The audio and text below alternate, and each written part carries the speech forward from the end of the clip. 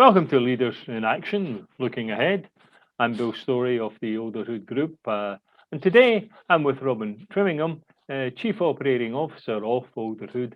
And Robin is also an experienced life coach, videographer, and newspaper columnist. Hi, Robin.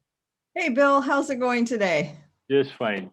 So, your latest article is realizing you have arrived. hmm So, come and tell us what that means. Well, I think that can mean an awful lot of things to a lot of different people. But my observation thus far in life has been that people are often a lot better at starting things than they are at finishing them. Let's think about this for a minute. A lot of times people start things without even thinking about it.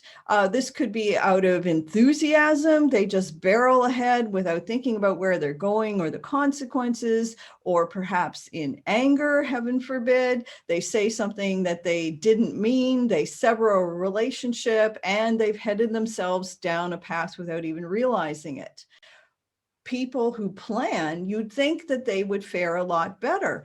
But let's be honest, if you're embarking on a new venture, a journey to a place unknown, you can only plan so much. You can only look so far down the road. And after that, you're just guessing or things are a little bit hazy. And so before you know it, you're just kind of going on instinct. I wonder if it's a choice issue. In other words, do you go down a new path or a different path by choice, or do you go down a different path, I'll say by force?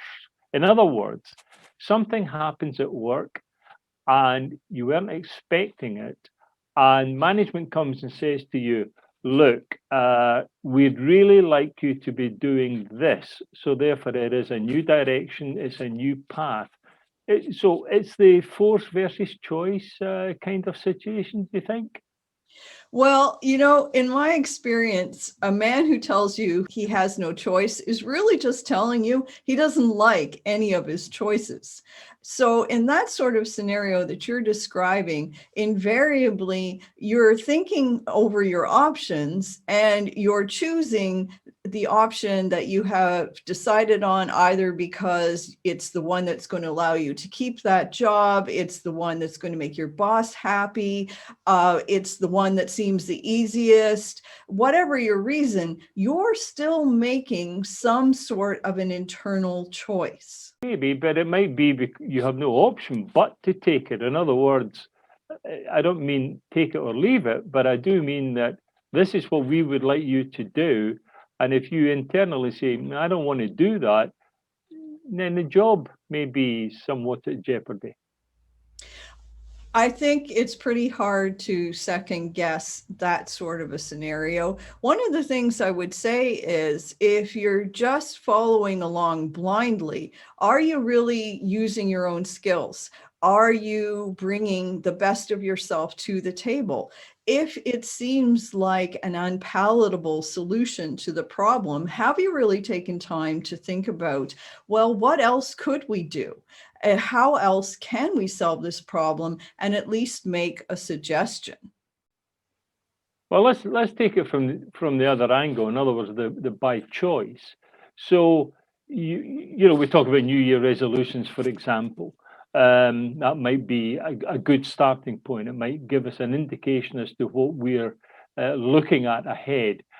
So we decide that we want to do something, whether that's sort of education, new learning processes, new jobs, something along those lines, where you decide, I need a change.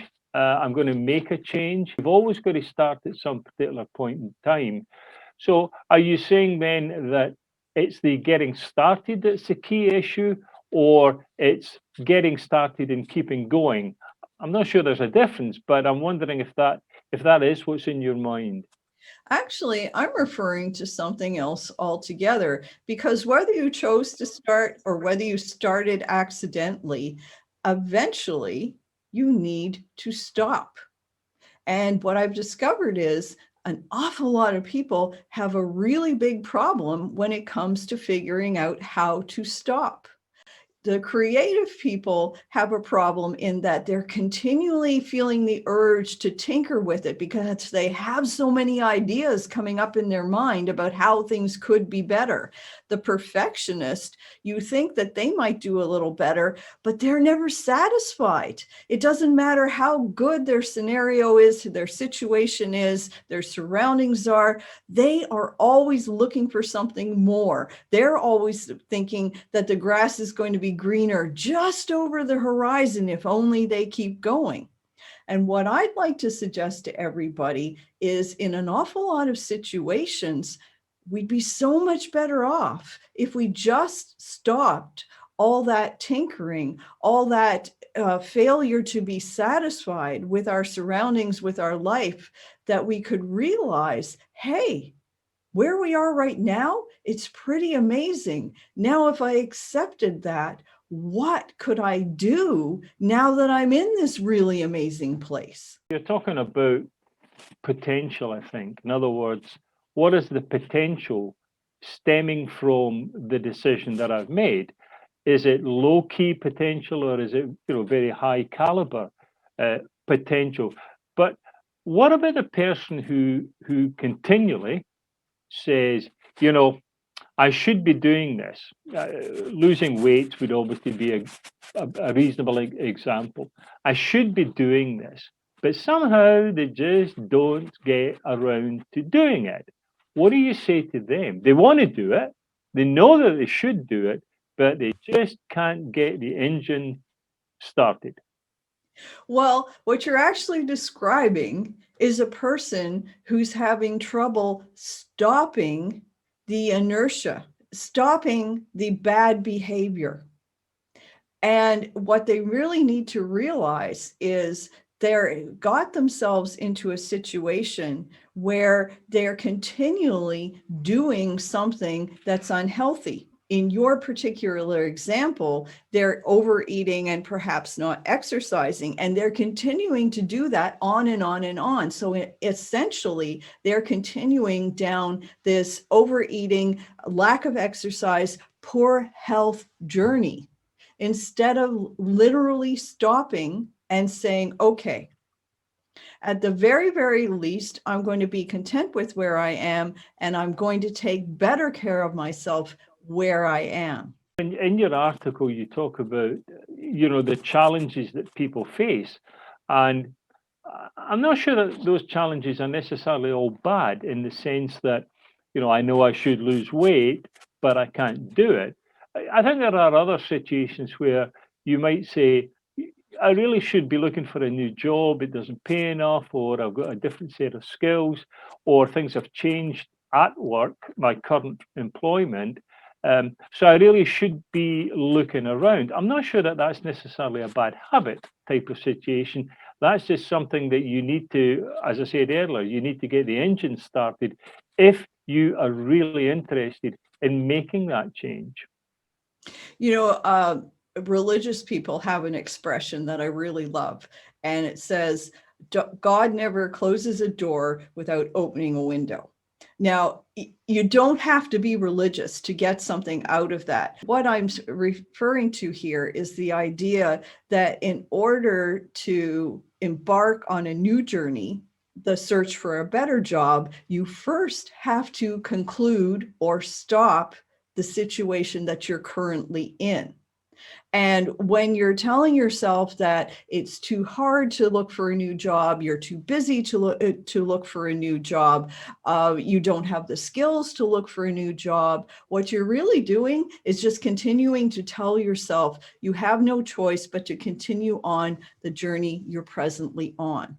You have to find a way inside yourself to put a stop to the journey you're presently on before you can embark on a new journey. I think, though, it's also a case of just sometimes you say to yourself, I just fancy doing something different. I just fancy going to the movies this week, which I haven't done in a while. Or, those are trivial kinds of situations perhaps in everyday life. But every day in everyone's life, decisions are being made. They're not necessarily as a result of a poor decision or a poor management type of situation. It might just simply be, you know what, I think I'll try this today. Or, I haven't had sushi in a while. Maybe I'll try that. So I think the decision making process that that changes you, that makes you change, where you want to change, doesn't always come from a bad place. It doesn't always come from a beat yourself up place. It comes from I think I'll just fancy a change. Well, you've just used the magic word, decide. In order to stop what you're doing, good, bad, or otherwise, you actually have to realize that you have to make that decision to do that, and that you can make a decision to do that. Well, thanks, Robin. You've been watching Leaders in Action, looking ahead, and we hope to see you again sometime soon. Bye.